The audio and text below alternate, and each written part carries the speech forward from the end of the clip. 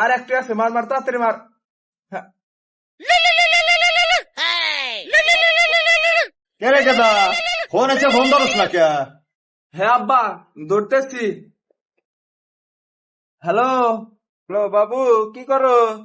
এই তো বসে আছি। হ্যাঁ, চলো এখন দেখা করি। না বন্ধু, আমি এখন তো যাইতে পারবো না। আমি বিকালে দেখা করবো নি বন্ধু, বুঝছো? হ্যালো বাবু, তাহলে একটা চুম্মা দাও। আরে এখন তো দেওয়া যাবে না বাবু, এখনই দিতে হবে তোমার। আচ্ছা। ইস, দাঁতের মধ্যে মাংস গেল রে।